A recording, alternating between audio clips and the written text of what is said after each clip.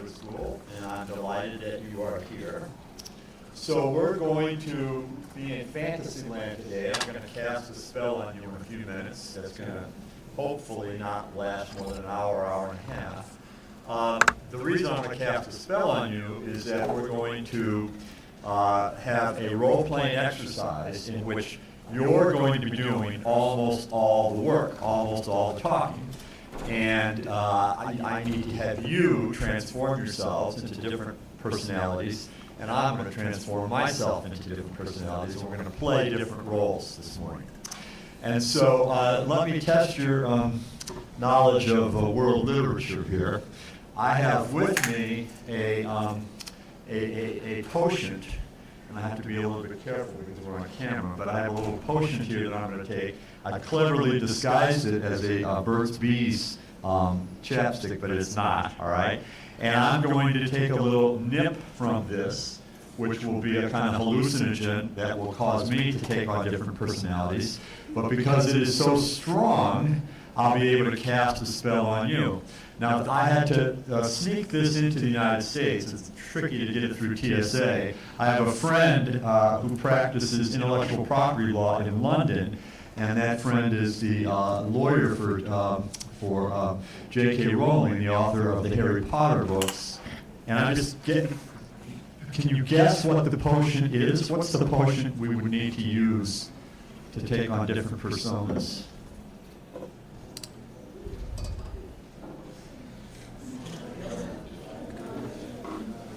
You're murmuring. Certainly somebody knows.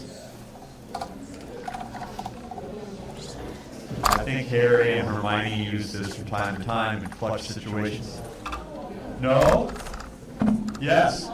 Polyjuice. Remember Polyjuice? Except this is super Polyjuice Black Label, so I'm going to take a little.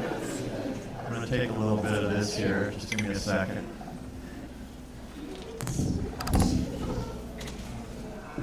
Takes a second to kick it up. Okay. Transformicus Supreme Portix. The first role I will take on is that of President of the United States. There is a vacancy in the United States Supreme Court, and I am going to nominate all of you to fill that vacancy. Now you may be thinking, wait, if there's one vacancy, how can 50 people claim it? But remember, I've cast a spell on you, okay? E pluribus unum, out of many comes one. So you're going to all collectively be nominated to the Supreme Court of the United States. So let's see what you know. What's the next step in the process? The Senate has to confirm you, but there's usually an intermediate step. Anybody remember what that is? The FBI comes in to conduct background checks on all of you. Have you used illegal drugs? Have you been involved in other things that would disqualify you from the highest court in the land? And here's, you can all breathe a sigh of relief. Miraculously, maybe, you've all passed the background checks. So now you're right, the next step is Senate confirmation. And because of your extraordinary education in high school and in college and in law school and your credentials as fine New England scholars, you are unanimously confirmed, which almost never happens. So I will now be all 100 members of the United States Senate. I'm Senator Sanders, I'm Senator Klobuchar, I'm Senator Schumer, I'm Senator Mitch McConnell. In a unanimous, unusual bipartisan show of support, you are all unanimously confirmed.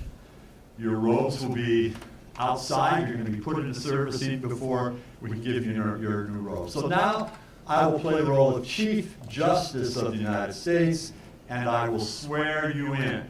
So for those of you that are able, would you please stand and raise your right hands and repeat after me. I do solemnly swear or affirm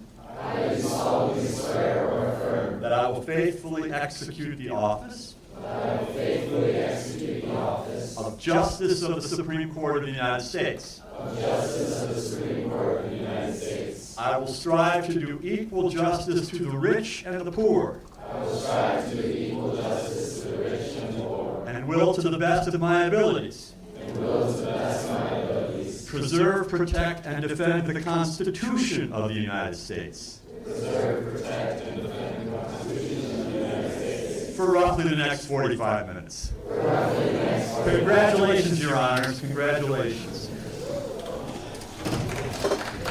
Good. It's not every day you become a Supreme Court Justice.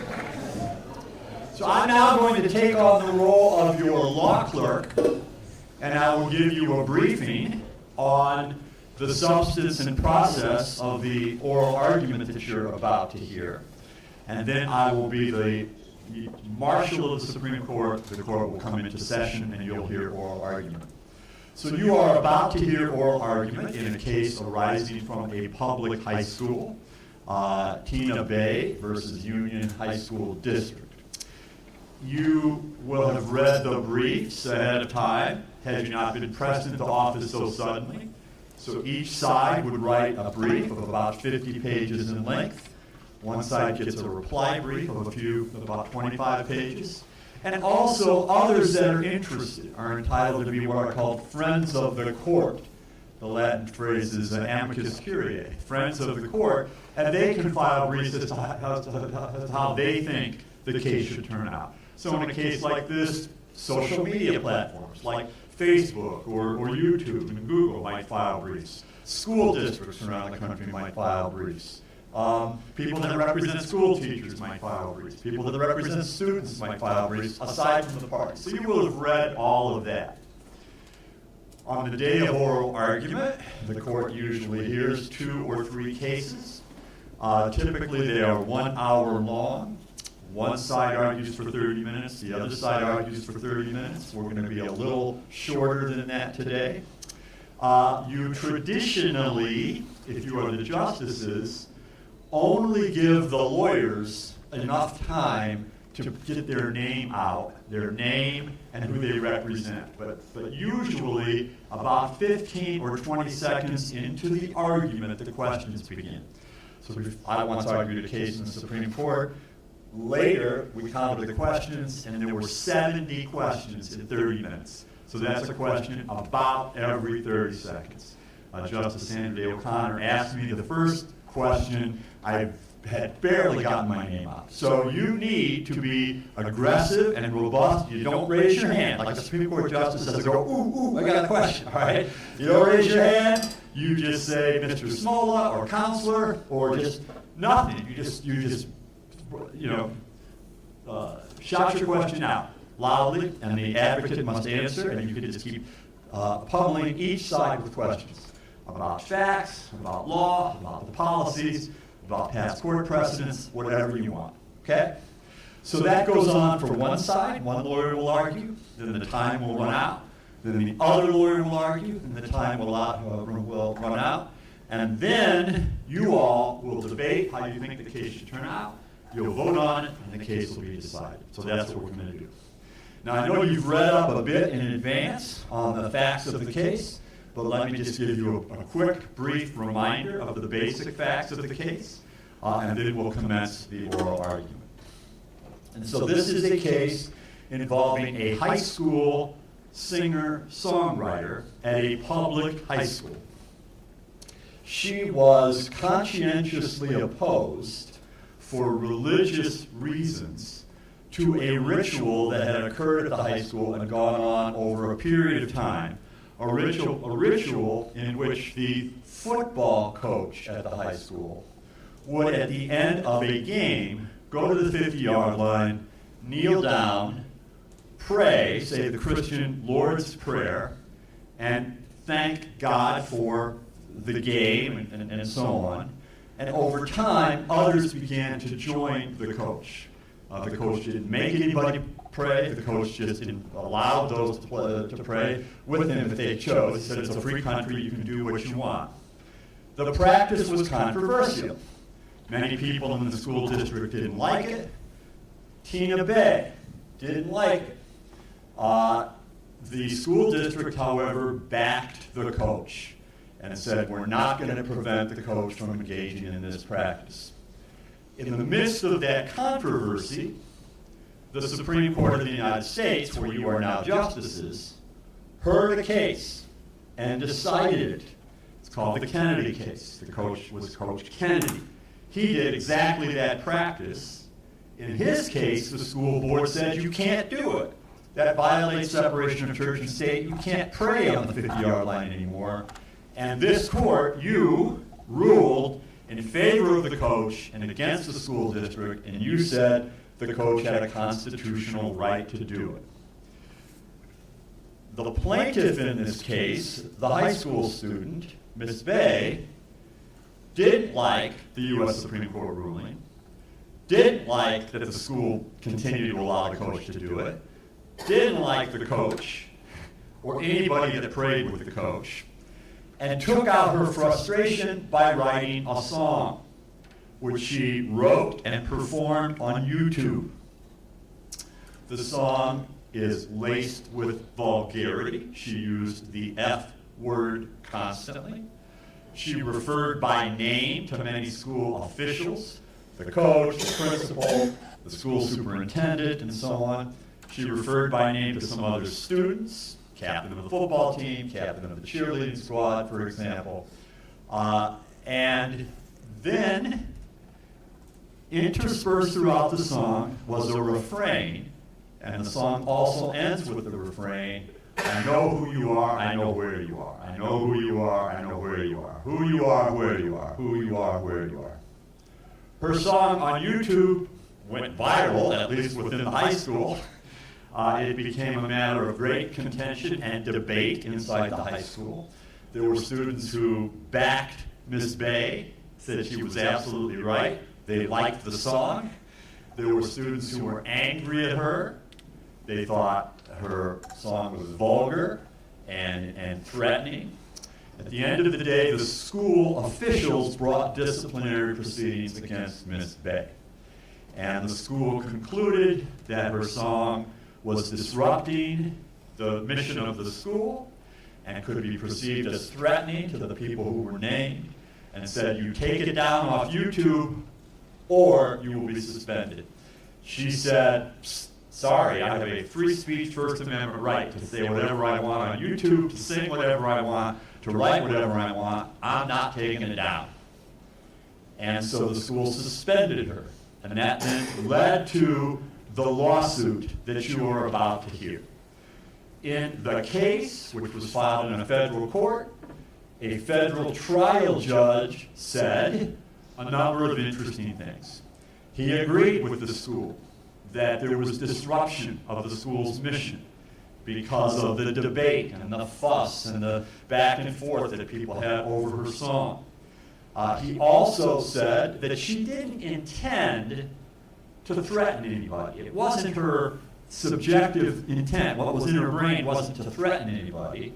But the judge said a person could have felt threatened. The people named could objectively have felt threatened, and that she was reckless in her disregard of the risk that they would feel threatened.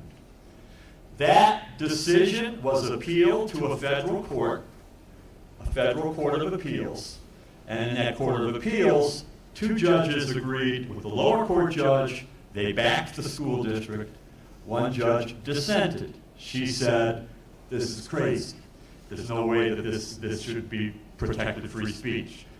You then agreed to hear the case. So you'll now hear the case. You'll hear from the advocate for Ms. Bay first, then you'll hear the advocate from the school district. And remember, aggressively question both advocates. Before we do, however, we'll bring the court into session. The marshal will now call the court into session. Oyez, oyez, oyez.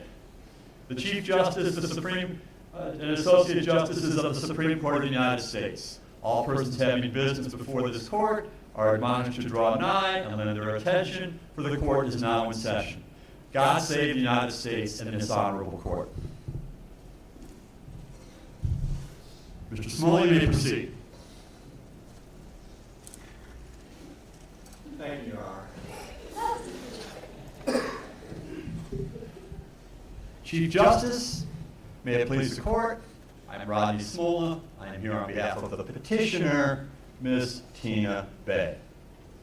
Your Honors, decades ago, in Tinker versus Des Moines School District, this court held that public school students do not shed their First Amendment rights at the schoolhouse gate. Yes, Your Honor. But she wasn't like inside the school, so why would it apply? Your Honor, your question, and I'll be happy to repeat the questions of any of the justices so that we don't have to move the microphones around. Your Honor, yes, you're exactly right. In Tinker, Mary Beth Tinker wore an armband to protest the Vietnam War into the school.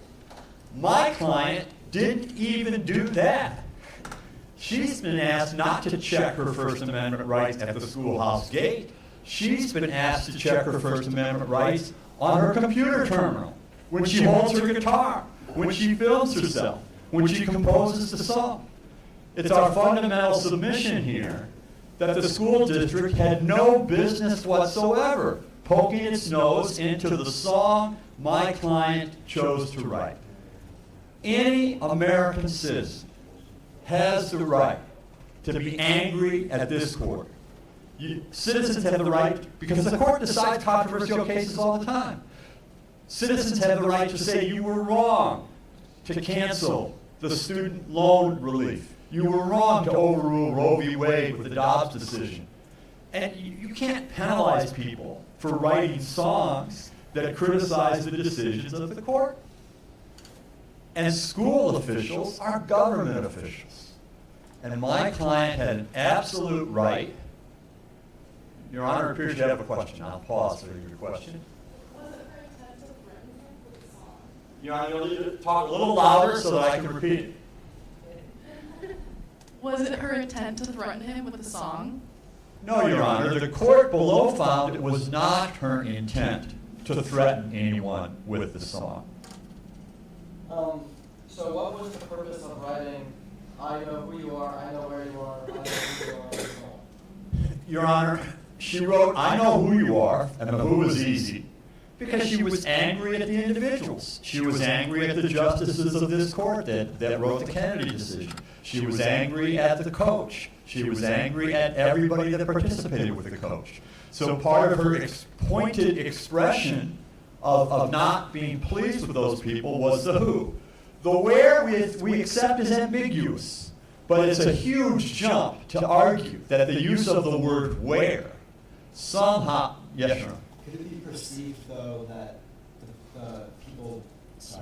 could it be perceived by the people that the message is targeted towards that it is a threat, although she isn't intending it to be a threat? It's our position, Your Honor, that the court, the district judge was wrong in saying that it could have reasonably been perceived as a threat. The justices of this court surely did not feel threatened by a song on YouTube by a high school student. But the folks that were there in the school, it's unrealistic to think that they would have interpreted this song, which was obviously an expression of her emotion, an expression of her anger, as some kind of threat to show up at their homes and engage in some sort of shooting or violence. And if you look at what the court below held, the judge strongly emphasized that people felt threatened psychologically. They felt psychological distress. Well, that's too bad. Whenever there's an argument, whenever someone says you're wrong and I don't like you and I'm mad at you, of course you're going to feel the other side's going to feel hurt or distressed or angry. But that's what free speech is all about. Yes, Your Honor. Was it not established in County Community Colorado that it does not matter the intent of the person threatening, but rather the perspective of the person who feels threatened? Your Honor, Counterman versus Colorado is this court's latest elaboration of the true threat doctrine. Counterman, like this case, also involved a singer-songwriter In that case, it was somebody stalking the singer-songwriter.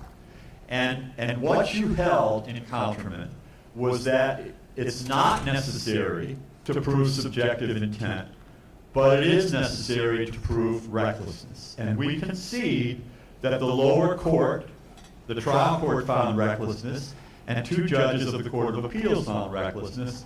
We're asking this court to say what this was, as a matter of First Amendment law, just can't be reckless enough.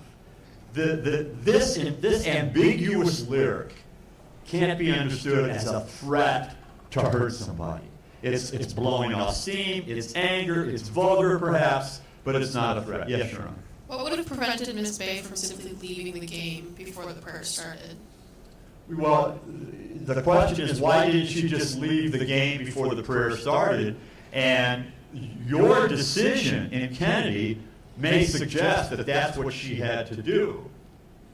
We're not asking the court to revisit that decision. What we are saying is she doesn't have to like it. And her position, as was the school board's position in the Kennedy case, is that high school football games, although not mandatory, are in American society a kind of communal ritual in which many, many high school students come, whether they're interested in the football game or not. It is a gathering place. It has become, there's a huge amount of peer pressure to be there. It's offered by the school as something you get to do. And my client's position is you shouldn't be subjected to prayer rituals that you do not want to be subjected to. But be that as it may, it doesn't deflect from my client's decision that she's going to dissent in a way from this court's decision through her song. Yes, Your Honor. Were any of the people that complained that the video was threatening the people that were named in the video? Your Honor, your question is, did people who were named in the video contribute to the complaints against the school board? And the answer is yes, some of them did. That doesn't mean you should credit their complaint. Is it really likely that the captain of the football team or the football coach felt physically threatened from Tina Bay's song on YouTube? Yes, Your Honor. Is it known if Ms. Bay used any school resources, time, or property to film said video, or was it all on her own time? Your Honor, the record shows that there was no use of any school facility whatsoever. There was no use of school software, no use of a school computer. YouTube is obviously a publicly traded company owned by Google. It was a private YouTube account, and it had nothing to do with the school other than it referred to events at the school. Yes, Your Honor. In this instance, if school officials are deeming that it is disruptive to activities at the school and the school environment, and people are feeling threatened while they are at school, does that then give them the jurisdiction to take away their First Amendment right? Well, Your Honor, under the Tinker standard, if the school meets its burden, and it's not my client's burden, it's the school's burden, to show material and substantial disruption, then the premise of Your Honor's question would be correct. School officials would be permitted to discipline. They would. But this court, independently, has the First Amendment obligation to define what is meant by disruption. And it's our position that disruption cannot simply mean that there's a hubbub, there's discussion, there's debate over the coach, over the song, over everything. High school students may not yet be adults, but they are certainly people that are entitled to their opinions, their views on world events, on domestic events, on school policies, and she was entitled to that. And the only disruption that either the school could point to or that the lower courts pointed to was that discussion back and forth, that back and forth, whose side do we believe in? And it's our position that that can't count. Now, Your Honor also asked me about the threat, and I think I've already answered our view of that. This wasn't a threat in the way that First Amendment law knows threat, on decisions like the Counterman decision or Virginia versus Black.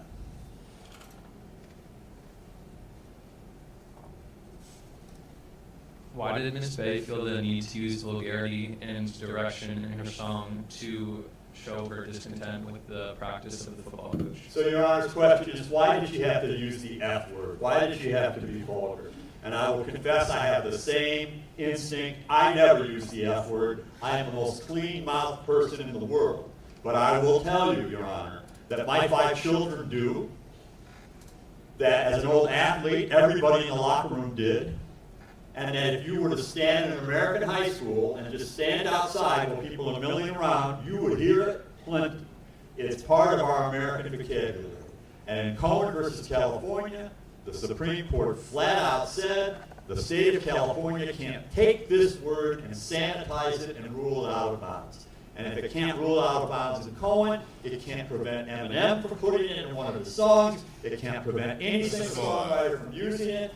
We have a First Amendment right to use it. Mr. Smollett, in Cohen v. California, that specifically referred to undirected vulgarity. In this case, however, you mentioned that the song was pointed at particular individuals. How is that? And so, Your Honor, we think the Mahoney case, which is the cheerleader case, in which the cheerleader in social media used the F word repeatedly to express her frustration at not making the cheerleader squad or not making the softball team, was directed. But it's argued it really doesn't matter. That as much as it may be distasteful, impolitic, offensive, you have the right to say F you to somebody as part of political discourse. I wouldn't. Maybe Your Honors wouldn't. Maybe when you talk to each other in the conference room of the Supreme Court, you don't say that to each other. But a lot of Americans do, and my client did. The fact that she happens to be a minor and a high school student doesn't mean she checked that right when she entered the public high school. Yes, Your Honor. You said, I know who you are, I know where you are, is not present. However, would you say that jeopardizing the privacy of the head coach and the captain of the team wouldn't be perceived as threatening? So, Your Honor, if the question is, was there somehow an invasion of privacy by naming the head coach by name, or by naming the school superintendent or the school principal by name, or for that matter, the other students, the head of the cheerleading squad, the captain of the football team, our submission is they have no privacy that is cognizable in this sense. The football coach became a football coach. The football coach is going to be criticized for calling the wrong play, or for starting the wrong people, or for a practice such as saying a prayer in the 50-yard line. And the officials that back the coach, they're entitled to privacy about their personal family matters. They're entitled to privacy about their personal lives. But as a school policy, you know, Harry Truman once said, if you can't stand the heat of the fire, stay out of the kitchen. It's part of what they bargained for. And even though the students here are arguably more sympathetic, that is to say the head of the cheerleading squad or the head of the football team, the fact that they aligned themselves with the coach and participated opened them up to critique as well. If we're saying that this is okay and this level of vulgarity is allowed, what are the limits? What are the limits of vulgarity that are going to be permitted in schools? Like, so, Your Honor's question is, what are the limits? And so, had this speech taken place inside a classroom, then school officials could have sanctioned it. And so it's often said, Mr. Cohen may have had the right to wear the jacket, F the draft. Of course, he didn't say F. Just like in the movie Christmas Story, he didn't say fudge, all right? But you wouldn't have the right to wear that jacket or to wear a T-shirt with the F-bomb on it into a public high school. We accept that. Nor would a teacher have a right to do it. If a teacher engaged in vulgarity in teaching in class, the teacher wouldn't have a right to do it. We accept that. But my client said this on YouTube. And she said this on YouTube in a song that she wrote. And that's a clear answer to Your Honor's question. That's where the line exists. It's the line between being inside a place where business is being conducted, a workplace, a school classroom, even an athletic team. If a coach was constantly vulgar, school officials could discipline the coach in our view, but not for things you say on YouTube. Is it not more serious that she mentioned the cases of like other minors at her high school? because specifically maybe she didn't intend them harm, but she was kind of opening up the conversation to other people who might have intended harm and also knew who they were. So, Your Honor, I see my time has expired. Does the court wish for me to take extra time to answer Your Honor's question? Yes. Yes, thank you, Your Honor. Your Honor, we ought to look at this realistically. In the world of a modern American high school, students are inflicting distress on one another all the time. And it's part of our culture. It's part of cultural icons like the movie Mean Girls.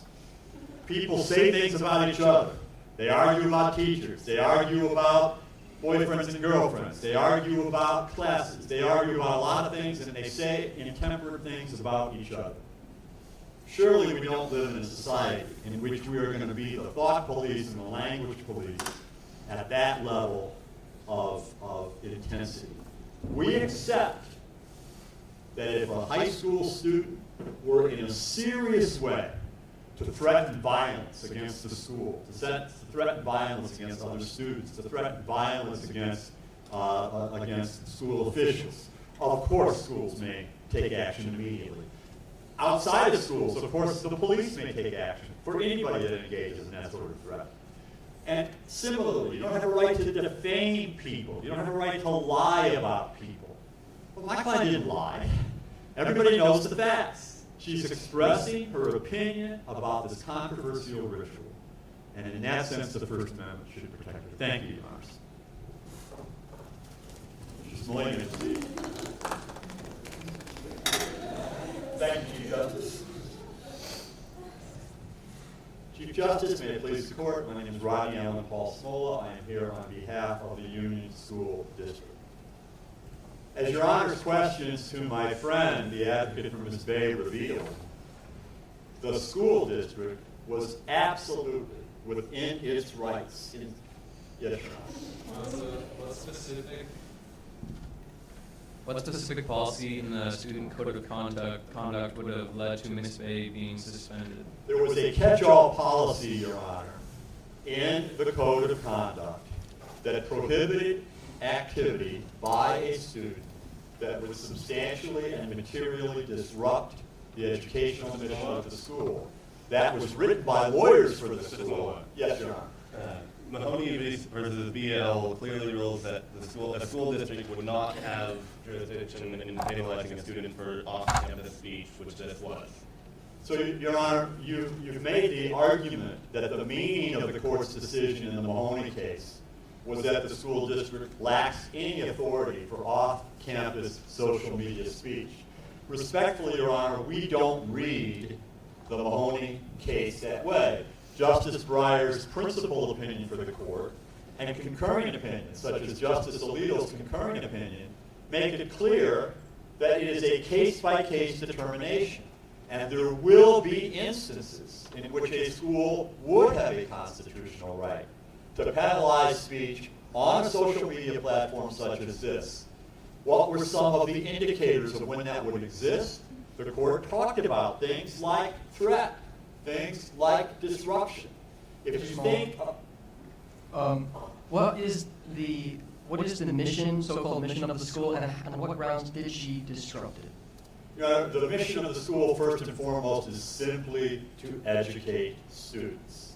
And to educate students, one has to have a degree of decorum and calm and order. And this was a major distraction within the school. And so because of that, which the district court found did exist, it's our position that we are within our rights in suspending Ms. Bay. I was talking about the Mahoney case. Think about the dramatic differences between that case and this case. You have a cheerleader who is mad that she didn't get picked for the squad and didn't get the position she wanted on the softball team. And she engages in a rant that her friends saw that had a lot of vulgarity to it. Nobody was threatened. Nobody was targeted by name. It had nothing like... If a large part of your argument is that the song was very threatening, why not call the police or have some sort of law enforcement come in to take care of that. In a similar vein, my curiosity, was there any avenue pursued through YouTube's terms of service? I regret not having them in front of me, but I believe they do not allow threatening videos. So, Your Honor, the record does not disclose that YouTube chose to take any action against my client and did not take down the video. And to Your Honor's question, were the police called? The record doesn't demonstrate that the police were called. I do think it's important, Your Honor, to make the point that my client, the school district, and the courts below rested their decision on alternative grounds. There is the disruption ground, which we think is the easiest for us to prevail upon, because you are federal judges, you're United States Supreme Court justices, you're not educators. You don't know what it's like to be high school teachers, high school coaches, high school principals. The school district does, and so we think we should be deferred to under the disruption standard, but then we have this alternative grounds, which you don't even have to reach if you agree with us on disruption, that this was threatening. Threatening in the sense that she acted recklessly. There's simply no conceivable reason to say, I know where you are, I know where you are, I know where you are. You know how that translates? I know where you are, and you better watch out, because I might come to get you. Mr. Smollett, going back to the suspension of Ms. Bay, why was I think it was a 4-week suspension chosen? Was there any relevance to that? So, Your Honor, a 4-week suspension was deemed commensurate with the offense. She wasn't kicked out of school. Mr. Smollett, the offense cited is that it created a material and substantial disruption. Was there any objective evidence to that end? Your Honor, the disruption that we relied upon, which was not disputed by Ms. Bay, is that this became the obsession at the school. Everybody was talking about it. Yes, however, my colleague here is asking, is there any tangible proof for it, for example, a reduction in performance of the students? So, Your Honor, there isn't any record to show that SAT or ACT scores suffered or that grades suffered. The school officials said in their testimony, and the principal said in her testimony, because it was such an obsession, the teachers reached the view that it was all anybody was talking about, and it was distracting the school from being able to go through its mission. Counselor, if Ms. Bay is punished for this case, then where will the line be drawn for outside of school activities being reprimanded? Well, Your Honor, let's think of what she could have done here differently. She didn't have to name these people by name. She didn't have to constantly lace her song with vulgarity. She didn't have to say, I know who you are, I know where you are. She could have written her song about religious freedom. She could have written her song about saying prayers on the 50-yard line. She made the decision to name people, to lace it with vulgarity, and to say, I know who you are. She had to be thinking something by doing that. She had to be thinking something. And she chose those lyrics because she knew those lyrics would scare these people. To clarify your previous point, your argument that the disruption was that everyone at the school was talking about this person. That's correct, Your Honor. Your Honor, you have been patiently waiting for your fellow justice to give you a chance to speak. Thank you. Couldn't her words be considered political hyperbole instead of a threat, like in Watts versus United States? So you've asked about the Watts case, one of the first true threat cases this court decided. In Watts, the defendant, referring to President Johnson, said something to the effect, I'd like to get President Johnson in my sights and shoot him.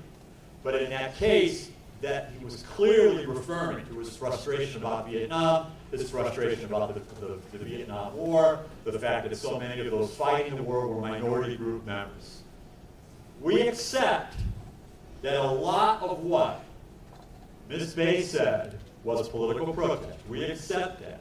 But you don't get a free pass, a get out of jail card free pass, or a stay in school card free pass, because you have an overall song that is political if built into it there is disruption or true threats. And that's what the lower court found, and we submit the court should defer to that judge who lives in the town, who heard the audience, who heard the witnesses, who saw what was going on.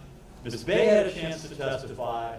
That judge listened to her and said, this is what I think really happened. Yes, Your Honor. Going back to the suspension, is it arguable that the 4-week suspension was more disruptive to like the educational mission than her video?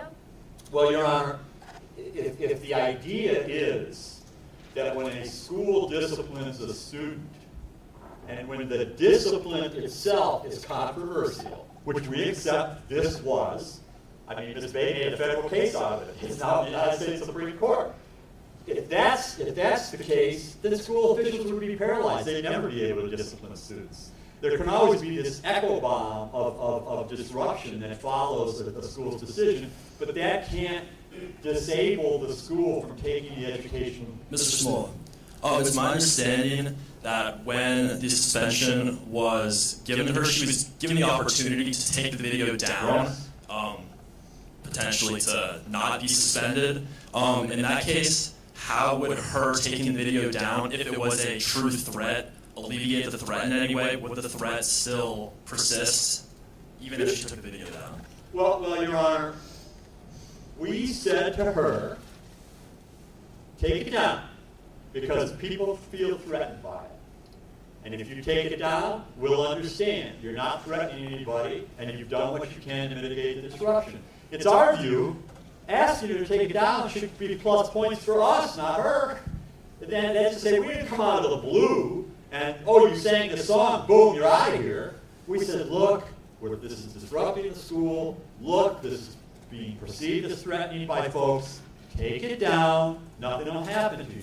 We gave her the warning, and that should count in our favor. Yes, Your Honor.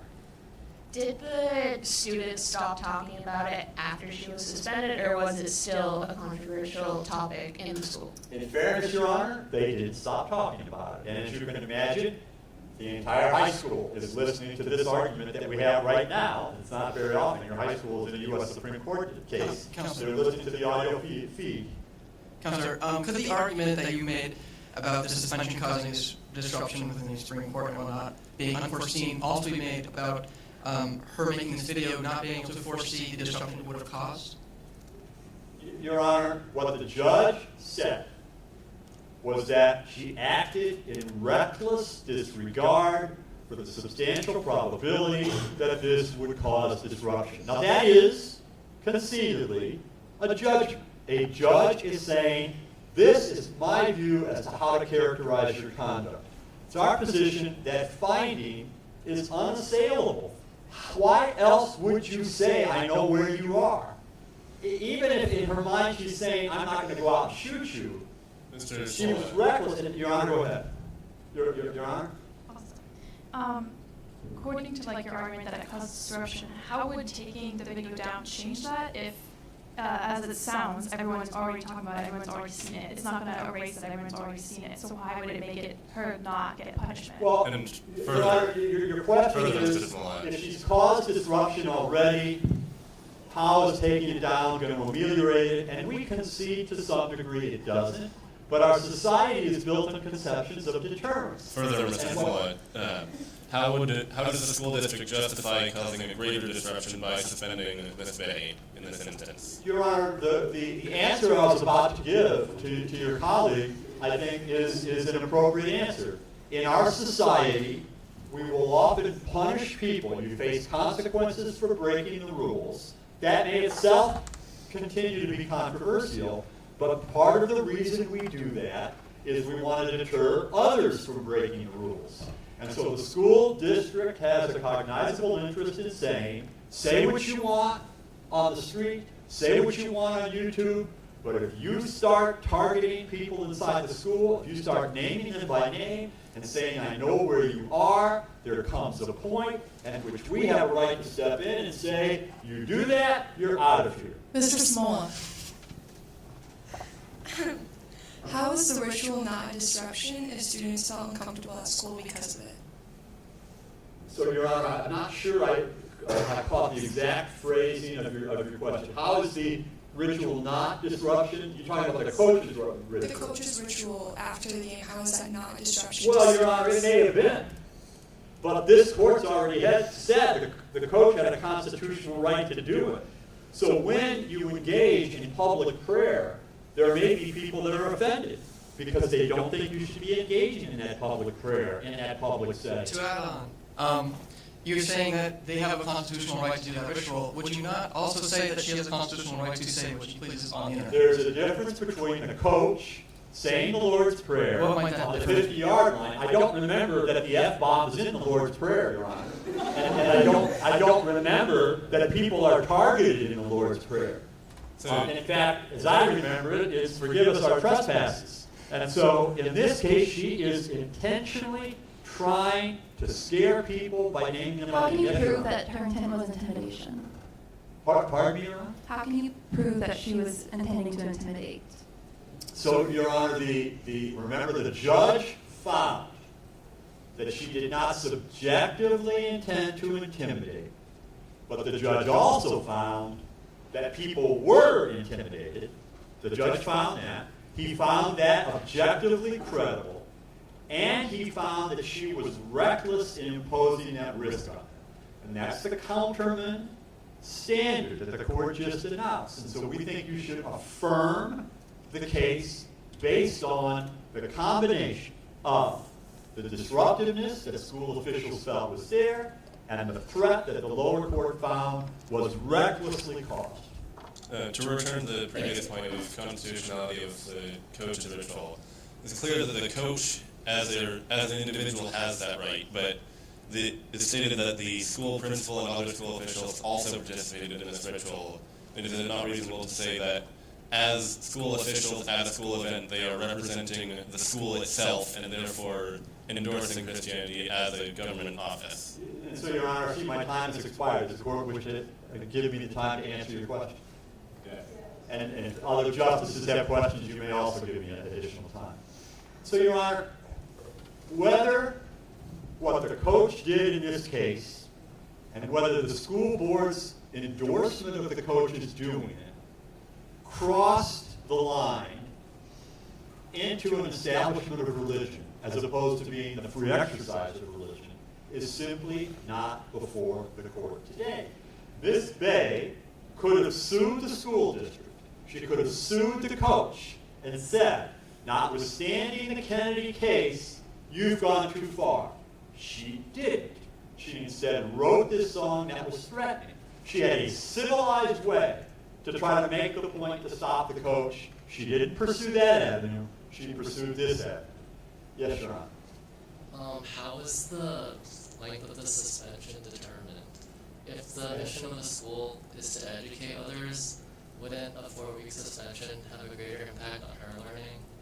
And so, Your Honor, you've asked how was the 4-week period calculated, and I take it Your Honor again wants to give me the time to answer the question. Yes. The 4-week period of suspension did not prevent her from continuing to matriculate and pursue her course of education. It set her behind. It set her behind by 4 weeks. Ms. Bay, in this suit, doesn't challenge the length of time. She says that the only length of time permissible would have been 0. She said the school was powerless. But it's not for this court to second-guess a decision by school officials. Should it have been 10 days? Should it have been 2 weeks? I will point out that in the Goss versus Lopez case, procedural due process case, the court said any suspension longer than 14 days requires a hearing, requires an opportunity to be heard, requires a somewhat informal adversarial process. The school did that. My client carefully gave her the opportunity to make her point, to contest the school's decision. There was a hearing, and the 4 weeks is what emerged. Thank you, Your Honors. All right, now, if you remember the musical Hamilton, remember that song, the room where it happens? All right? You're now in the room where it happens. So if you go to Washington and you take a tour, often you'll see the Capitol, you'll see the White House, you may see museums. You can tour the United States Supreme Court building. It's actually one of the better tours in Washington. And if the court's not using the room, you can go into the room on the tour and see where the justices debate. And when they're in that room, there's only the justices, no one else is there, no clerks are there, nobody's there, and they talk about the case and then they vote on it. So we'll replicate that now. So I would not be in your room, that would be unethical. We'll replicate that now. anyone that wants to stake out a position with your fellow justices as to how you think the case should come out, take a microphone and talk. Anybody that wants to dissent, and after we've had a bit of time to discuss it, we'll take a vote. So you address your colleagues. You don't need to address me. My colleagues, it is of my opinion that Ms. Bay did have a constitutional right to exercise her free speech outside of the school, and that the punishment given by the school is unconstitutional. I agree with Justice Carson, and to add on, Boardman, and to add on to his point, if disruption is such a big deal, then should we sue every blockbuster movie that comes out? Should we sue every time Taylor Swift releases a new album? To further add on to Justice Hill and Justice Boardman's arguments, Mr. Smola, arguing for the school district, did agree that the extent of the disruption was students talking about this person in the hall, which is a normal student behavior. So therefore, that we can say that no real disruption actually occurred, and that the school district had no grounds on which to base the suspension. I also want to recall a most recent case from Mahoney, which was passed 8-1-2021, and to add on to everything, I do think it was with her constitutional right to practice and write this song. It was outside of the campus, and this just falls within parental premises. So where do we draw the line? Where does the school draw the line?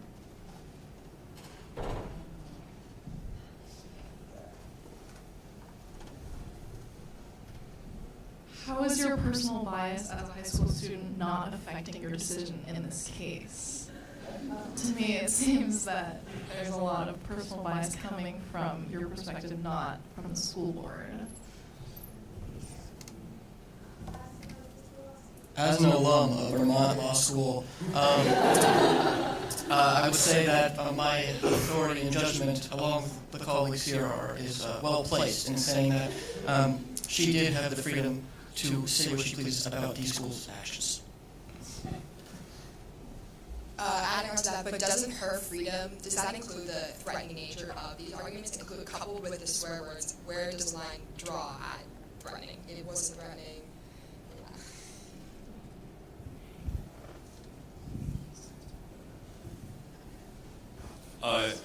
Given to the bias point, I wouldn't say I agree with Ms. Bay, or I don't think what she did is right, only that what she did should be allowed in order to allow things that I maybe do agree with. Kind of agreeing with Justice Boardman.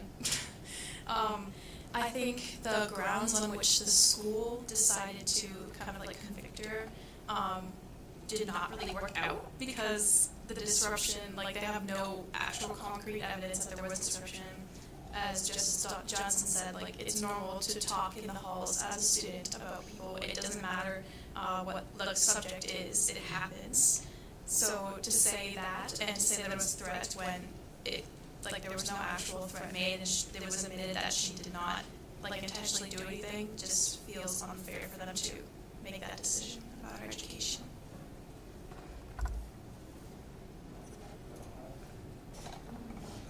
Further on to support the previously made argument, the point was made that SAT scores were not affected and neither were academics. Therefore, I don't think the disruption was severe enough to suspend her for 4 weeks due to gossip.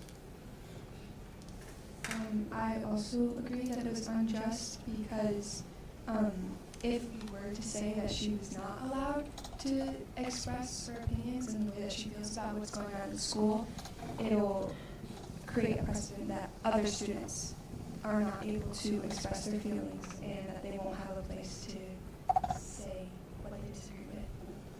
Are there any dissenting opinions to the current majority? I would like to hear those.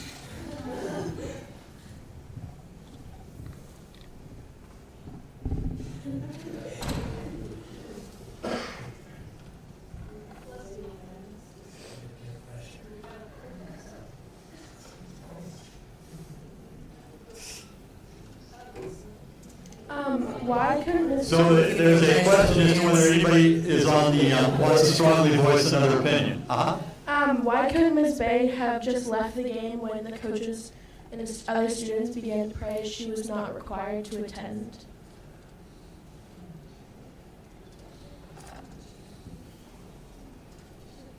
I think that in this case, it is less about that and more about that a precedent was set by the coaches and other officials of the school joining in the prayer.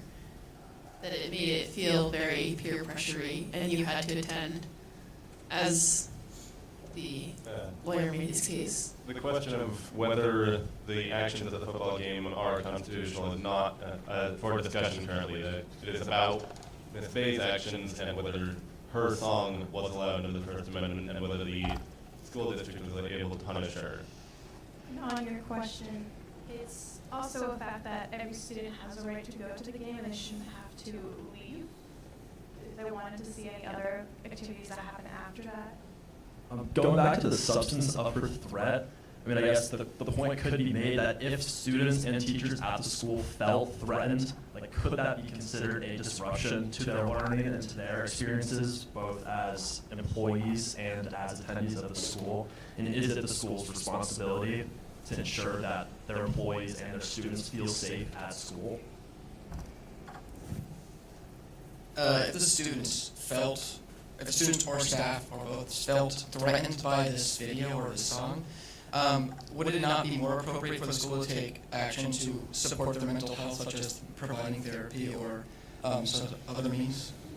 I mean, if the threat that they were intimidated by persists, then I don't know how effective those measures are going to be. Well, looking at it from the other side, like, Bay herself also felt threatened by what was happening in the school, so it was within her right to bring up what she felt threatened by. So I think it goes both ways, but right now with this case, it's more about what Bay. She was not directly targeted by the prayer in any way.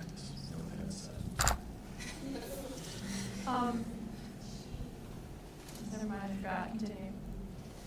Though she was not directly targeted by the prayer, she was excluded from being able to participate in that event. Supporting is essentially establishing religion. But again, the question of what the school was doing at the football games and whether they were endorsing religion is not for discussion currently. The matter is about her actions, and the point that she may have threatened school officials is a reasonable one, though it is unlikely that it could be construed as an actual threat. If they did feel threatened, then why couldn't they have contacted the police or law authorities? I don't think it's rash to say that Ms. Bay's feelings of the wrongdoing and peer pressuring other students, it might be a little bit excessive to have specific names and what could be perceived as threats of officials or school staff. And I believe that, in my opinion, her vulgar language in the song is excessive in her discontent with the peer pressure present. Well, also when she gets back from the suspension, the prayers are still going to continue, so I don't know what would change. Like, what's the point of suspension if it's not going to change at school when she gets back? The court also seemed to rule that the threats involved were mainly psychological, which I would argue is kind of a problem. In a better way of saying this, there wasn't actual physical fear. It was more so worried how other people would think of you, and you can defend yourself, and other people are allowed to disagree with your actions, and you're allowed to disagree with other people's actions, and that's just kind of the role of free speech. So it's not like they were. It seems, according to the court, that no one actually felt physically threatened. So I think it's unfair to be like, oh yeah, that was a threat.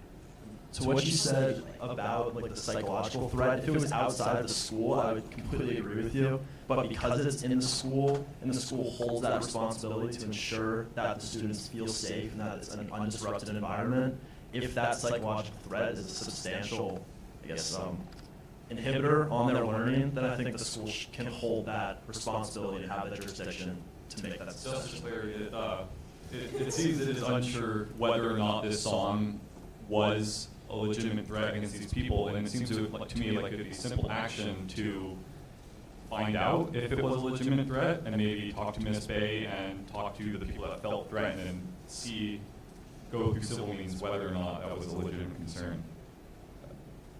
I do think that the school is within the jurisdiction to actually punish her, because I mean, if you're attending this school, you're basically agreeing to the school's code of conduct, and it's the same thing as if you're hired at a job. Whether you like it or not, anything you say outside of that job or outside of school is not only connected to your name, but to that school or to that institution. So I do think it's right within the school to have some sort of punishment for that, just as if you said something controversial at your job, that job or workplace would not want to be connected with you in that same way. And I think that's very similar to the school situation. I would say the major grounds to this case as to whether or not Faye is protected under the First Amendment lies on whether it is disruptive and can be perceived as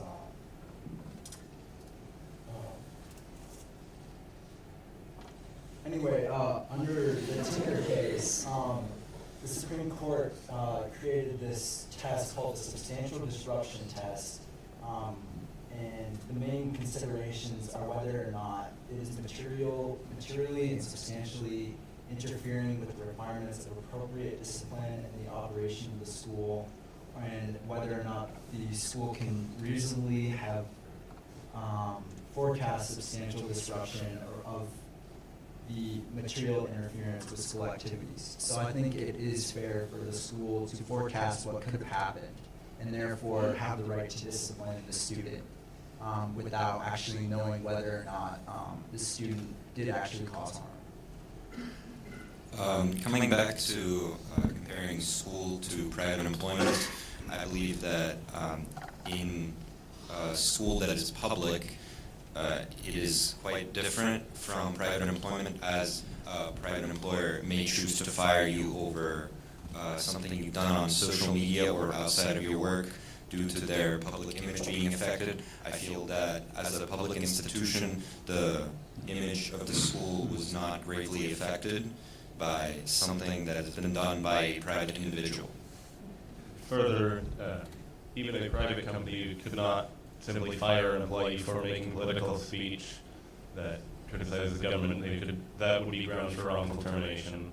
And additionally, if a school code of conduct applies to a student even when they are not in school, there's no reason for a school code of conduct to apply to students while they're not in school. It provides a tyrannical rule of that school, of those school officials over the students. I understand. Oh, jeez. Sorry. I understand where Justice Southerville is coming from, but I do think that it isn't relevant if the school conduct itself was constitutionally against Constitution, the way that freedom of speech should be allowed in schools. So it doesn't really matter if that's what the conduct says. If it's not, it shouldn't be able to say that. So I'll be the Chief Justice and say we have time for a few more comments, and particularly let's prioritize people that haven't had a chance to speak yet.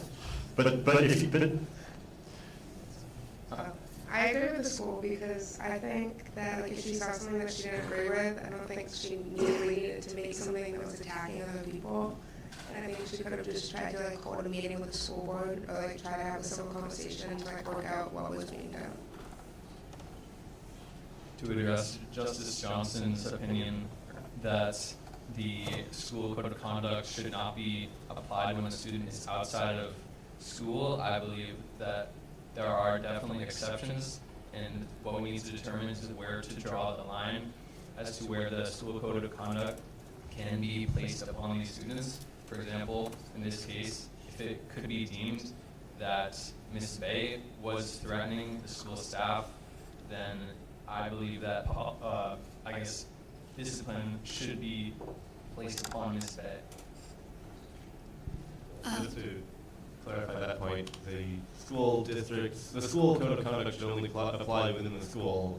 no other body of legislation has jurisdiction outside of its own area. Like, no state law applies outside of that state, no national law applies outside of its nation. I would just note that Lebanon High School, a local high school, does in fact have a code of conduct that applies to students outside of school. It's actually year-round. It's not even just during the school year, but there is certain standards that students are expected to meet in order to participate in co-curricular activities. Is one thing. Adding to that, it's pretty common for colleges to regulate like social media. I think there was a case recently where Dartmouth suspended a student for stuff they had said years ago on social media. Well, remember, Dartmouth Microphone for the people online, thank you. Dartmouth and private institutions like it are private companies, just like Justice Johnson said earlier about how a private company can fire you. It's the difference between a public institution, which is run by the government, like public school, and a private institution. The goal in those companies having those procedures to regulate what people are doing outside of work is to cultivate a good work environment. And I think the school had been ruled to have that same right to regulate a productive, undisrupted environment. So I just don't see how that would be any different, even if the legal standing is slightly different. And I do think by bringing in school officials like the president and superintendent, that does essentially bring the school into the argument and allowing it to have that kind of jurisdiction. If you didn't mention them by name, you could argue that it was merely just an expression of her political beliefs, but by bringing in school officials by name, I do think that can be argued that you can that the school has the jurisdiction to make that kind of. What I gathered from the spoken arguments were that the threat wasn't as much as the problem as it was a disruption, and I wonder if vulgarity wasn't a part of it, would it still cause a disruption if she had instead made a very kind video expressing the same opinion? Would the school official be angered to the point of suspension even if it expressed the same view and caused the same disruption? It seems they have been kind of angered by the language. So let's start the voting process. So first, take a few seconds in the quietude of your own mind to think how you want to come out. Some of you may have thought you were going to come out one way, then been persuaded by the arguments. Some of you may be on the fence, but take a few seconds to think about it. Now, before we vote, let's see how good you are at predicting.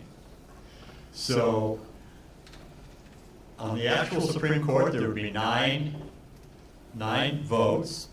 Write down, if you can, or put in your brain, if you can, how you think this court in this room is going to vote, but make it a denomination of 9. So if you think it's going to come out 5-4 on one side, or 6-3, or 7-2, sort of what's your sense of the percentage, how you think it's going to go in this room? Let's see how good you are. So take a second to just put down your private prediction.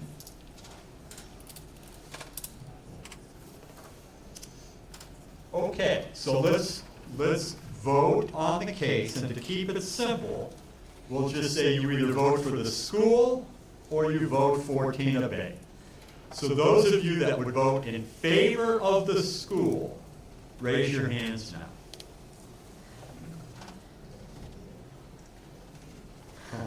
Those of you that would vote in favor of Tina Bay, raise your hands now. So I think, without going person by person through the room, it was quite close, but I'd say by a small majority, maybe 5-4, if this was the Supreme Court, Tina Bay prevailed. So that's the outcome in this court. Your time as Supreme Court justices has expired, but your time as citizens and well-informed and bright and interesting students is not. If you continue to feel the effects of being a Supreme Court justice for more than 4 hours, you might want to talk to the school nurse, okay? So I'll give you a few other observations, and then I'll be happy to take some questions, because we have a little bit of time still for questions, right? Surely I recommended perhaps taking a quick break in case anyone needed to use the bathroom. Okay, we'll take a break in 1 second, but let me just leave you with this. This is the second time I have argued this case. I did it in front of another high school. What was the name of it? Hanover High School, does that ring a bell? And guess how you think the Hanover students voted? The other way. About 7-2 in favor of the school and against the students. So go figure, go figure. All right, we're going to take a break and then we'll come back for some questions.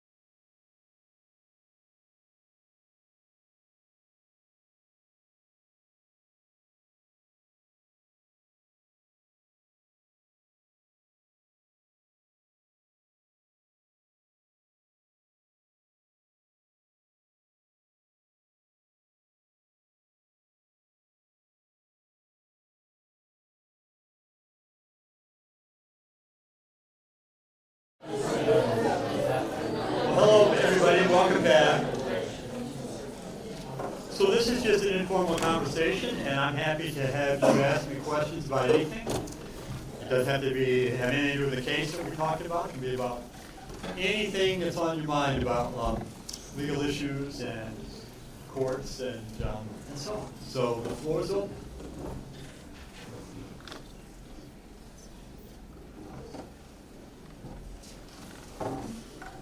What is the most out-of-pocket question you've been asked in a court setting?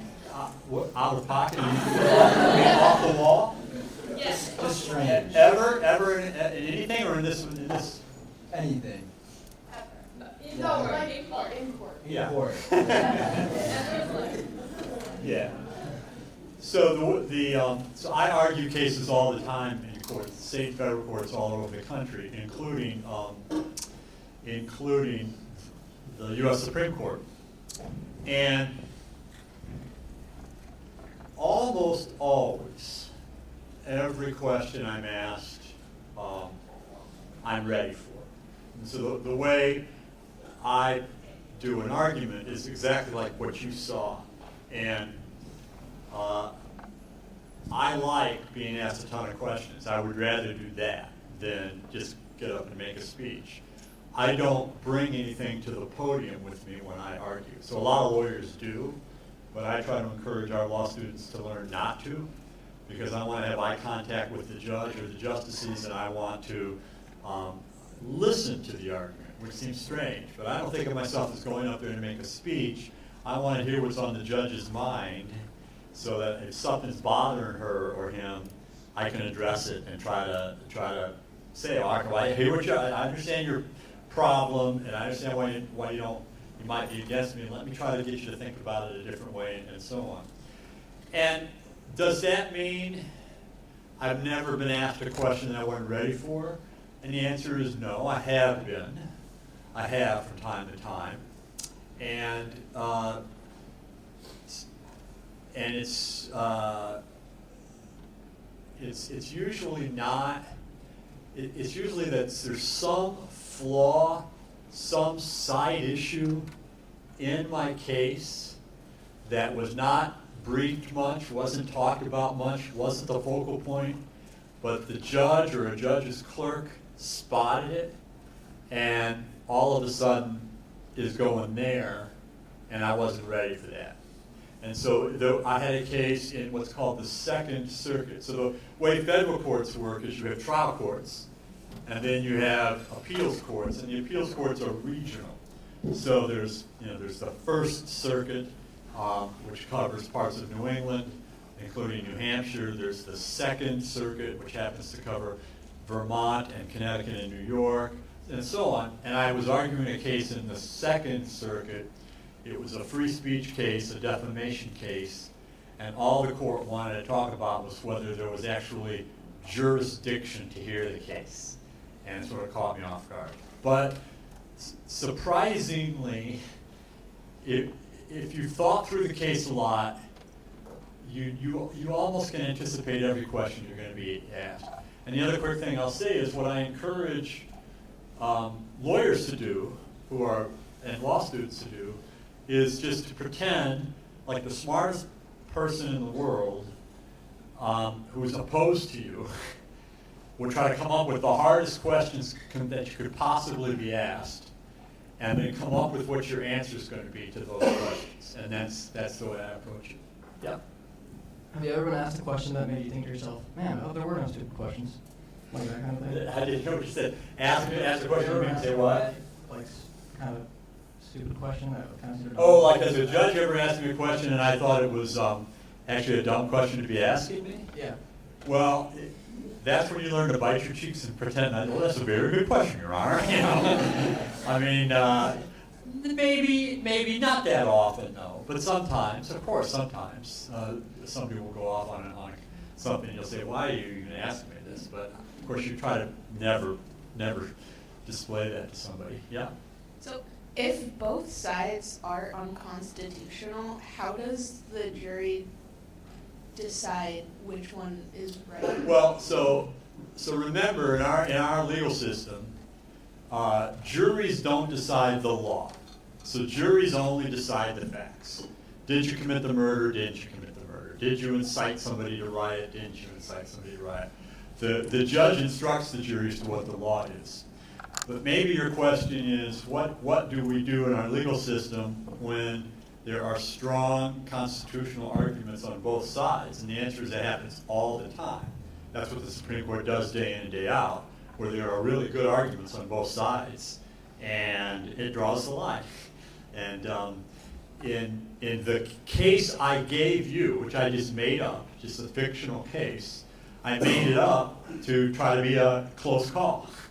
And must be a close call because two different groups decided it two different ways. Even in this room, it was fairly close. And I don't have the slightest idea how the real Supreme Court would decide this case. One reason for that is the current Supreme Court sometimes divides on ideological grounds. So you can predict the conservative justices will vote one way and the liberal justices will vote another way. And we know basically it's about 6 conservatives and 3 liberals, but not in every area. And free speech law is an area where there's no pattern. There's no pattern among the conservative justices or the liberal justices, and that makes it a very, very unpredictable area. The only thing I know for sure about the problem I gave you is we can be sure that Justice Clarence Thomas would vote with the school, because he's the only justice who believes that high school students, public school students, should have no First Amendment rights. He basically says, you choose to go to school, you follow the rules. But isn't and don't complain. But that's his, so he's the only one with that view. None of the others have that view. Isn't it illegal to not go to school? Like to not get Yeah, so that's an argument against Justice Thomas's position, I suppose. If the state forces you into school through truancy laws, you have to go to school until you're 16 or whatever the age is, then the argument that, well, it's your choice, you don't have to go to school is not as cogent. And like I say, he's the only person who has that view. But that's the only vote I could predict in this case. I couldn't predict the others necessarily. Yeah. Sorry, I had a different question. Do you think doing like improvisation, like kind of working with that, is helpful if you wanted to like be a lawyer, or do you think it's more based on like preparation and planning? So it's a really interesting question. Do I think improvisation is a helpful skill if you want to be a lawyer? And I think I answer it, I think improvisation is a helpful skill in any calling. Guess where I got the name Tina Bay? From Tina Fey, just popped into my head. Just boom, I needed to come up with a name. And I was improvising when I came up with the thing. And it came, but she wrote a terrific book. Bossy Pants, is that what it's called? I can't remember. Miss Bossy Pants? Yeah. She's a very talented writer, and she talks about how she grew up in comedy through improv. First at Second City in Chicago, and then Saturday Night Live. And some of you may have done improv in theater at the school, but the first rule of improvisation is you have to leave an opening for the next person. So it's really a partnership. You're trying to feed them something that they can work with the joke or with the drama or whatever. And I actually think that's a good life skill. Rather than shut people down and being a know-it-all, the idea that you're trying to understand where people are coming from and what you say leaves them with something to work with is an important life skill. And you saw what I had to do was improv.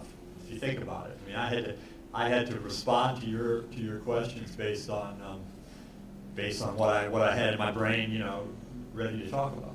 Cool. We'll just kind of go through the room randomly, How do you prepare for going to trial? So I'm more of an appellate lawyer than I am a trial lawyer, but I'm sometimes involved in the arguments in front of a judge for a trial. So there was this huge lawsuit by Dominion Voting against Fox News, and I was one of the lawyers for Dominion, and I argued the case in front of the judge to have the case not be thrown out on free speech grounds. But the way that lawyers prepare for a trial, a jury trial, is just a huge amount of work. You will have gone ahead of time. In a civil case, you would have already seen all the witnesses, deposed the witnesses, looked at lots of documents, so there aren't as many surprises. There's more surprises in the criminal justice system, though still in the modern criminal justice system, you more or less know who the witnesses are going to be and probably what they're going to say. And so you prepare for how you're going to question the witnesses and how you're going to try to get what you want out of the witness, and if you don't think they're telling the truth, how you try to extract that truth. The last quick thing I'll say, and then I'll go to another part of the room, is I think that less is more. And so who wants to sit through a 5-month trial or even a 5-week trial?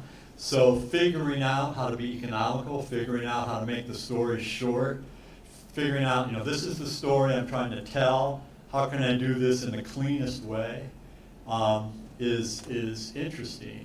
And if you think about how much of TV that we watch is courtroom drama of one kind or another, or legal disputes of one kind or another. I mean, constantly the stuff of Netflix and HBO or whatever.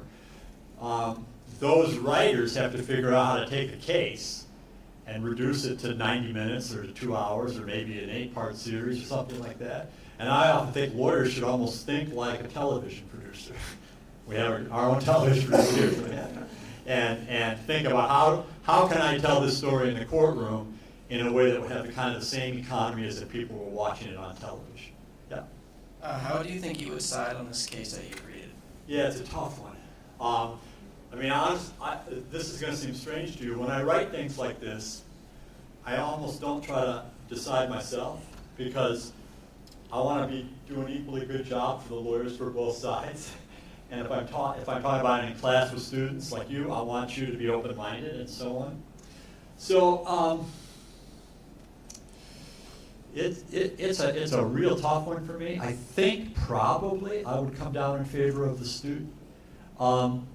She's got a lot of explaining to do about, I know where you are. I mean, that's the killer. If she hadn't written that, this would be an easy case. If she hadn't written that, this would be a slam dunk for her, I think. That's my view. But because she did that, more than the vulgarity, it's a little dicey. I guess I didn't find the disruption part of it all that convincing for the reasons you heard me argue. I mean, there's gonna be disruption and all sorts of stuff like this. It did seem like it was that palpable. The threat stuff's more intriguing. I mean, if you put yourself in the position of the people named, some of you probably would have said, "I don't care. She's not going to hurt me. I mean, to heck with you," and just would have fled it off. Some of you might have really been scared, and I don't know. And that was so that's, I think, the strongest part from the school's perspective.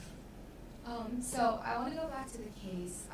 So someone said, why couldn't she just have been civil and brought it up to the admin and just the school board? But since the school admin and the school board were participating in the religious thing that was happening at the football game, there is no common ground. Does that make sense? There is no neutrality in that because they were participating in it, so they would be defending what they were doing. So what do you think she should have done that instead of bringing up to the case done it in a civil way? I mean, you heard one of the lawyers, one of the fictional lawyers, say she could have filed a lawsuit against the school.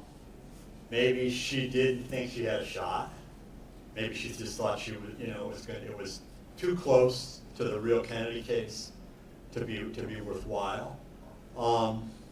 I tried to create this overtone that maybe it was a little bit more than that. So in the actual Kennedy case, the school district really had nothing to do with the coach. In fact, the school district was opposed to the coach. They tried to fire the coach. In this case, it's like the school district is with the coach. So it arguably has that extra element that might have crossed the line.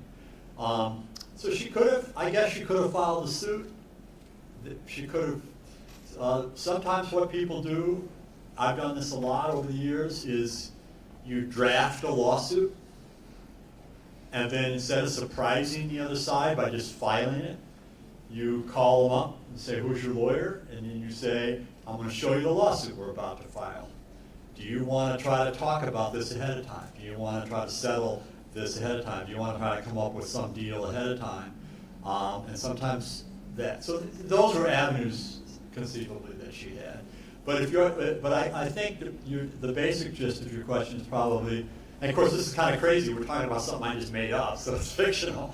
But I think what I had in mind is she was exasperated, and she didn't think she had any choice but to sing this song, to show this frustration and sing this song. Is it challenging to be a lawyer and have a client, but you disagree with them or where they stand? Sure. So the question is it challenging to have a client and you disagree with your client and you disagree with where they stand? And this is a common problem that I have because I do a lot of free speech law, and often the speech I'm defending I do not like one bit. So I would not have liked Tina Bay's song. I mean, it would have turned me off. You know, if I would have been her friend or her parent, I would have said, really? Come on, could you just chill a little bit more here on this? This is a little bit rough, a little bit mean. But I would have happily taken her case whether I agree with her or not. And I've taken free speech cases where I totally disagreed with what was being said, but I thought in a particular circumstance, the person had a right to say it. And I've been on the other side where I've taken the argument, you don't have the right to say what you said. Now, in criminal law, defense lawyers have an ethical obligation and a constitutional obligation to do what they can to defend their client. But of course, defense lawyers are human, and of course a defense lawyer may think, in my heart, in my brain, I think you probably did this. But maybe you're not legally guilty, and the state still has to prove it beyond a reasonable doubt.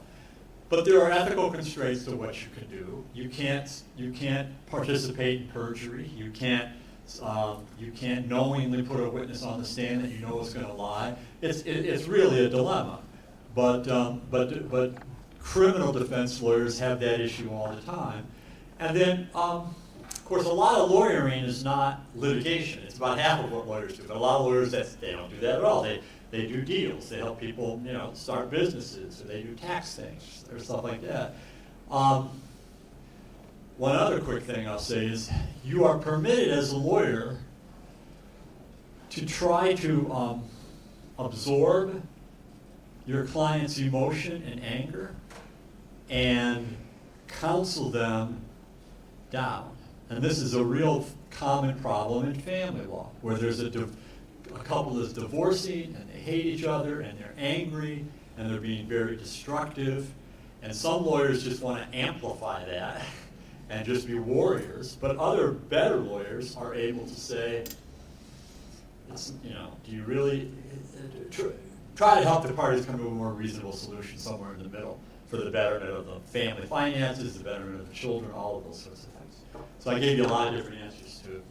When we were doing the kind of fake, court, you said that you had to answer every question that we asked. So do you have a time limit and how quickly you do that? Can you stand there for a minute or so and be like, oh, you think about this? Right. So the only thing that was not authentic in this is that because we were passing around the microphone, you didn't get to spontaneously interrupt. So in an actual courtroom, if the court is doing oral argument the traditional way, I am talking and then a judge just breaks in and then I immediately am quiet.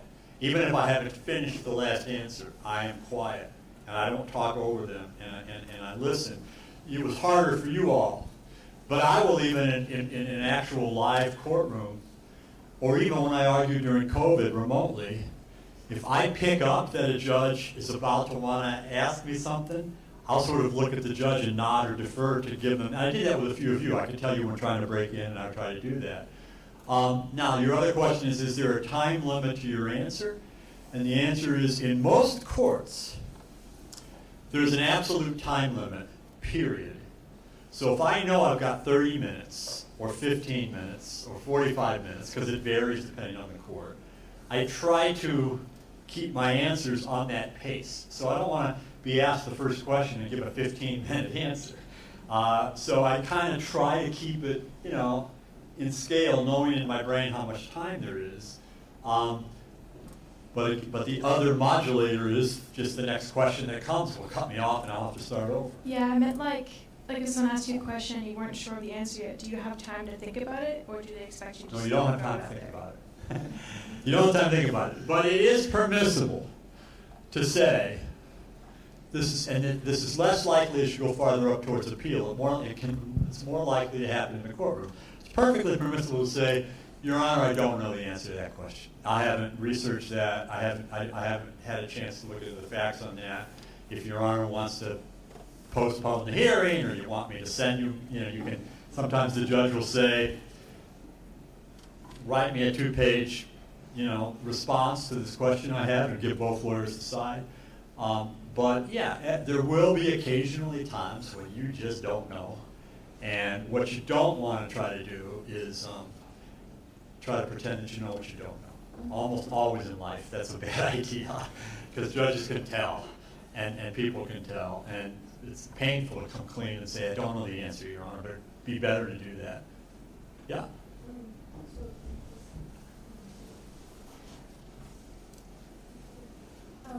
If a judge doesn't want another judge to be able to ask a question, or doesn't agree with the question that they're asking, can they just interrupt and then? Yeah, so it's a great question. So the question is, if you have several judges on the court, and they are antagonistic to each other, let's say, can they cut each other off and so on? And the answer is yeah, to some degree. And I've been in courtrooms where they've done that. Like I've been in courtrooms where all of a sudden the judges were fussing, and it's like, whoa, okay, you guys, go ahead, because they will kind of go back and forth. More commonly, they'll do it through the conduit of the advocate. So, I had a case in the U.S. Supreme Court, and Justice Scalia has passed away, but Justice Scalia was a very belligerent, aggressive questioner. I'm not saying that in a negative way. That was his personality. He would really go at.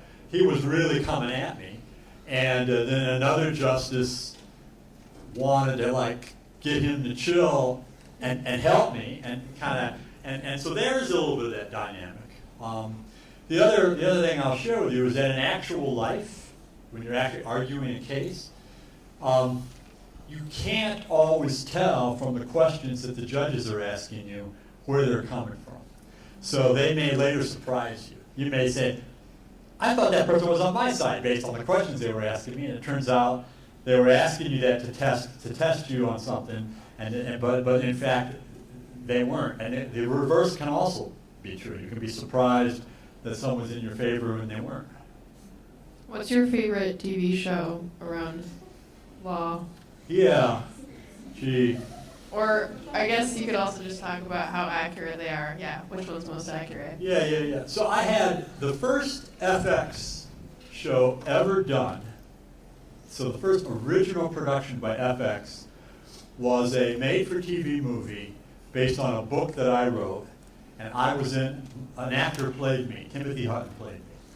And so this was a really interesting case involving a murder for hire. And so it's a terrible, terrible story. An evil father wanted to get insurance money. This is a very simple way to tell you about it. And the way he was going to get insurance money was to have his own son assassinated. His son was a paraplegic, and there was this big sum of money to take care of him because there had been medical malpractice that rendered him sick. And so the dad, who was one of the original creators of the Motown sound, Motown Records, had come on hard times and came up with a scheme that if he could kill his son Trevor and kill his ex-wife, the money that was in this trust fund would come to him. So this is an evil, evil scheme. And so he hired a friend from Detroit to go do the murders. But this friend had never killed anybody. He was a low-level crook, but had never committed a murder. So we bought a book called Hitman, A Technical Manual for Independent Contractors, which was a book to teach you how to go into business as an assassin by a publishing company in Colorado that also published, for example, Soldier of Fortune magazine. So the dude read the book and followed the instructions exactly and horribly killed this little boy and the mom and a nurse that was taking care of the little boy. It was a brilliant crime, but the police got some leads and they found the dude in Detroit who had done the actual killing, and lo and behold, they found that he bought this book, Hitman. And then they were able to connect everything that had happened in the murders to the book because it was like whoever committed the murders had to have read this book. So that was it. So both the dad was caught and the hitman were caught. The families then wanted to sue the book publisher for money damages on the theory that the book publisher was morally culpable and should be legally culpable for training the assassin. And so they wanted to hire me to sue the book publisher. And I said, no, you can't sue a book, you can't sue a book. I said, no, forever. Finally, I decided, actually, I don't think the book should be protected under the First Amendment. I do think you have a viable case, and I brought the suit. And argued it just like you in front of you, and so on. Then I wrote a book about the case. The case was over. We basically won the case. I wrote a book about it, and FX did a movie about the story. So here's the challenge. The litigation lasted like 5 years. That's how long litigation lasts. How do you take 5 years and put it into 2 hours and make it accurate? And I thought it was not that great a job. I thought it was FX's first try at it. Television's gotten way better too. And it was a sort of early attempt at that. I don't know what I'd say as to what my favorite legal shows are. I guess because I'm a lawyer and I'm a law professor and I watch other stuff more than I watch law stuff. I just finished binge watching The Bear, you know that show. I grew up in Chicago, so I love that. But in terms of accuracy, I would say increasingly today, pretty good. Pretty good. You have to take liberties, you have to condense things, you have to, but overall pretty good. What like Netflix and HBO and others have to be careful about is if they're dramatizing a real event and they put real humans in that event, they have a little bit of artistic license because they can invent dialogue, they can invent scenes, but they can't. Even though it's television, even though it's a dramatization, they can't give the viewer the impression that something happened that did not happen. They can't lie about a real person, or they could be sued for defamation. And I've been involved in suits against media companies that took a real person and dramatized it, but warped the picture of the person so badly that people watching it thought they were seeing the truth, but they were seeing the falsehood. So that can happen. President Small, I have a question that hopefully helps some people in this room. For those considering pre-law or those who don't know what they're considering yet, what's your best advice for someone pursuing that track? Yeah, so let's say some of you think maybe I want to go to law school someday. So the counterintuitive answer is it does not matter what you study. I have had great friends who were lawyers who were musicians, chemists, English majors, engineers, anything. The skills are learn to write really well. Writing is like an unbelievably valuable life skill, and many people lament that it's hard to find clear, graceful writers. So getting better and better and better at just learning to write clearly is important. Whether you are in the sciences, whether you are in the arts or whatever, I do have a bias, and my bias is that literature is enormously valuable. It just kind of makes you more literate, it makes you more articulate, it makes you more soulful. I will sometimes joke with law students, but I'm not really joking. You know, and I'll say, like, you want to be a good lawyer? Know your Shakespeare. You know, and seriously. And people think I'm, you know, who is Shakespeare? But in any event, I think that that's very valuable. History helps. In my area of constitutional law, I do civil rights and civil liberties.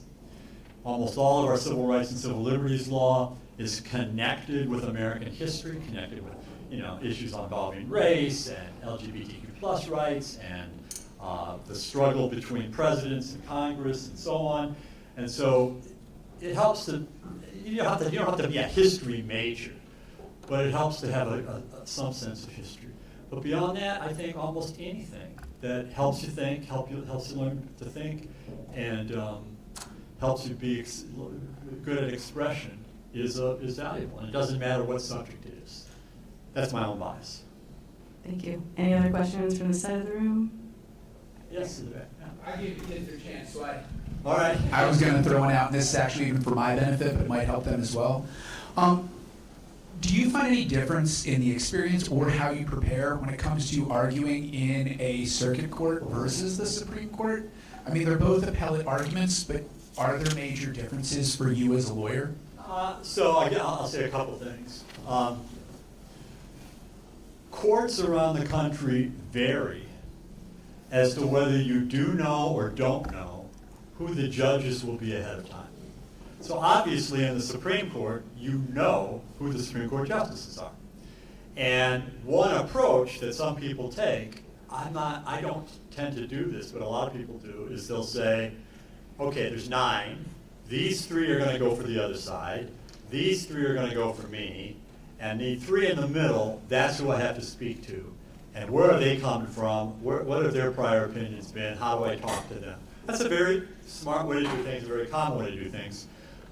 I don't do that because I find it's often, I get it wrong and it's surprising.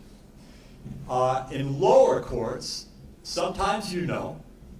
So if you have a case in the Supreme Court of Vermont, you know who those 5 justices will be. In the federal court system for appeals, it's not uniform. So sometimes you walk into the courtroom, you know you'll be in front of 3 judges. There may be 15 judges in that court, but you don't know which 3 you're going to have. And you go there in the morning and you check in with the clerk, and for the first time you see the 3 names. In other federal courts, you're told 3 or 4 months ahead of time who it will be, and you can kind of do a scout. But I think the simplest answer to your question is I'm more about the case than I am about the person. And so I like to think I can persuade anybody. And I'm not intimidated by a person's past record because I can maybe get them to change their mind. And I have to pay attention to my case. Now, in the actual argument, I try to be totally zoned in. So maybe I'll leave you with this because I know you're going to have a story. Remember I was telling you about the Hitman case? So this is what actually happened in the real case. We lost the case in front of the trial judge. And the reason we lost, I argued the case and I lost. And the judge said, the book doesn't tell you go out and murder right now. The book tells you how to do the murder, but it doesn't actually tell you go out and do this murder right now. So it's protected under the First Amendment. That was the judge's ruling. So I then get in front of 3 judges in a federal appeals panel. And there were 3, but one judge, a judge named Michael Ludig, was unbelievably aggressive and kept coming at me and coming at me and coming at me. And he kept asking me if this book was an incitement to murder. And I was afraid to say yes because there's a body of law called incitement law that is very pro-free speech. And I didn't want to go down that path. I was arguing instead that this book was aiding and abetting murder. It was training you, and that shouldn't be judged as incitement. And Judge Ludig was getting madder and madder and madder at me. And so it was so bad that behind me, one of my clients, it was the sister of the mom who had been shot and killed, broke down in tears because she saw her lawyer being pummeled so badly. And in a crowded federal courtroom, the federal marshals had to take her out for fear that she was going to have a heart attack. So how would you like to be a lawyer doing so badly that your client is about to have a heart attack behind you? And so I sat down thinking, God almighty, this is bad. The other lawyer got up, a friend of mine, the lawyer for the book company, got up and started arguing. And the same judge ripped into that lawyer, even worse than me. And I actually saw this other lawyer begin to shrink. I mean, you know how when people are getting beat up, they're kind of, their body language goes, he seemed to get smaller, almost like, the Wizard of Oz. I'm melting, It's like going down. So part of me was saying, okay, well, at least it's an equal opportunity, beating us both up. I was zoned in on the judge, though. And it was a bench, just like a bench like that. And the judge kept asking the lawyer for the other side, why is this free speech? And he would quote from the book. And then I saw that he wasn't looking down. He was looking at the lawyer and quoting from the book. And then I saw that the book, the Hitman book, was on the podium of the bench, and it was slightly creeping over. You could see it. And it had about 50 or 60 yellow Post-it notes in it. And I watched the judge challenge the lawyer without looking down. And I realized he's got the book memorized. And then I realized he's on my side. He was so mad at this book that he basically had it memorized. And I got back up and I said, Your Honor, you kept asking me over and over and over again, is this incitement? And I kept saying no. But I don't want my poor advocacy to hurt my client. And he interrupted and said, well, that's part of the price of arguing a case. And I said, yes, Your Honor, but I misunderstood your question.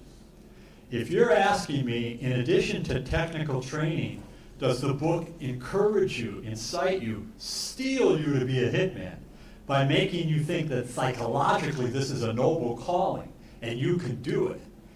Yes, Your Honor, every page is an incitement. And his face relaxed, and he smiled, and he leaned back in his big leather chair, and he said, I thought that was your argument. And he wrote a 65-page opinion on our side. By the way, that same person, Michael Ludig, later played a critical role in American history. He then left the federal bench because he was hoping to go to the Supreme Court. He got passed over for the Supreme Court by John Roberts.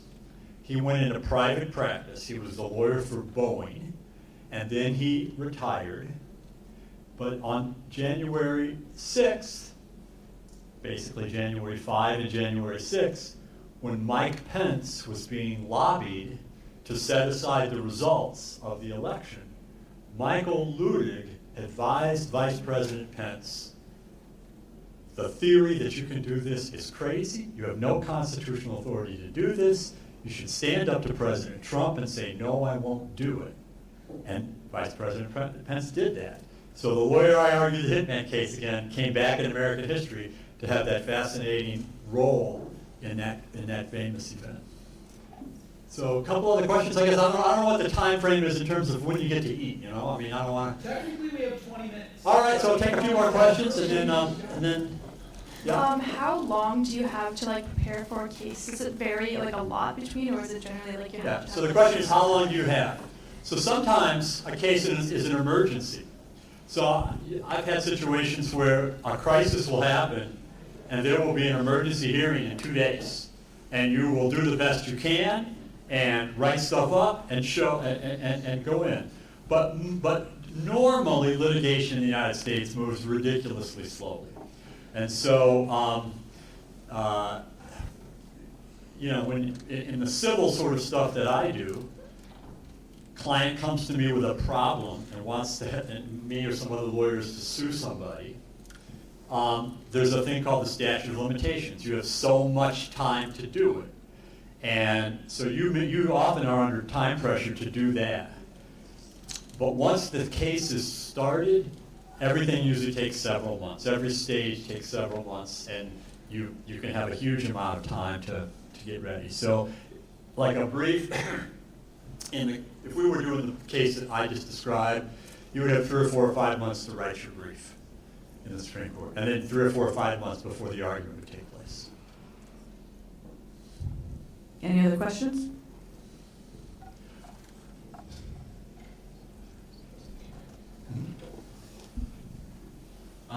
Do you have any experience with lobbying? Not much. The question is, do I have any experience with lobbying? Not much. I have done a little tiny bit occasionally over the years, but not too much.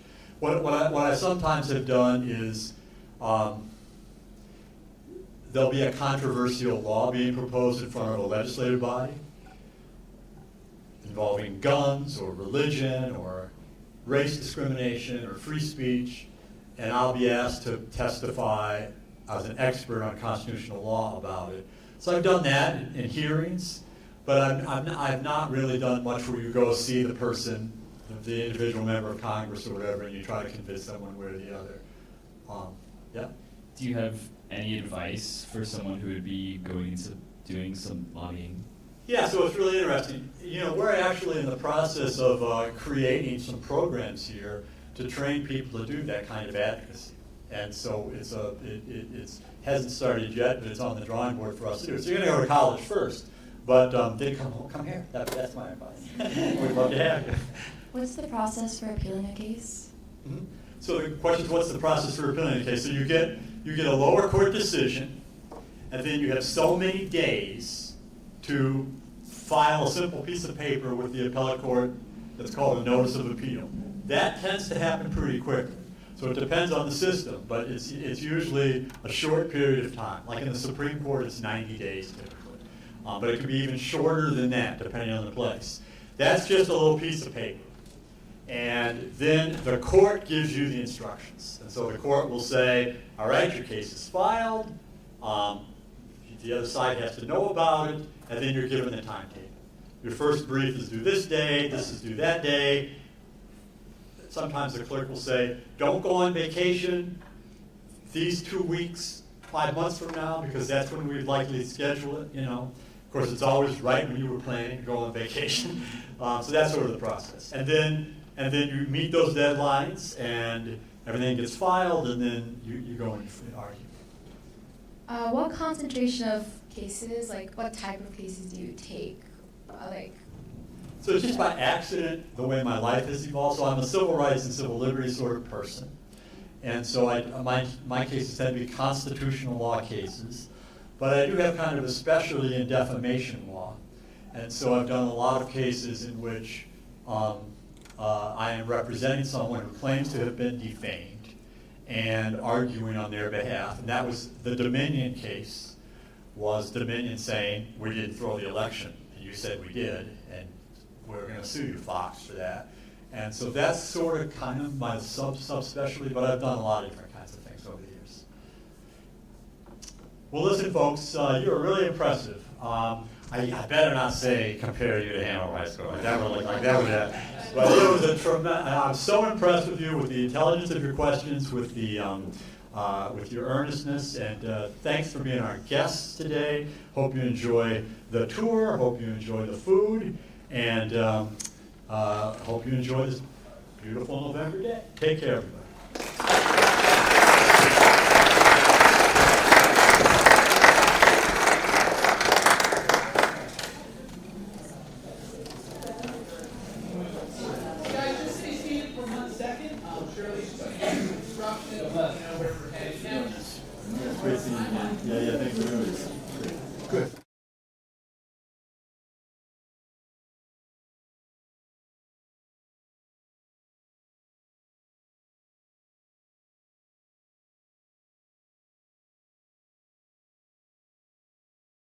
department here. I'm Shirley Jefferson. I'm the Vice President for Community Engagement and Government Relations, and also a professor here. So I'm alumni too. Maybe some of you all will come to this beautiful law school here. How many of you all have been here to the law school? Okay, great. I hope when I say it again, maybe everybody can raise their hand. How many of you all been to Vermont Law and grad school? Everybody. Now it's changed. It's like as of today, you can now have a new answer. Okay, so you got a little time. I just want to tell you where your lunch is. You'll go out this door, up the steps, and make a right when you get a chance. And your lunch is from 11:40, I believe, to 12:40. Then I have a group of students who will break you into groups and take you on a tour here on the campus. So you can walk around. Is that okay? Teacher? Great. So as long as you come back, over and Yates. Okay? So walk around the beautiful campus, and I hope you enjoy yourself.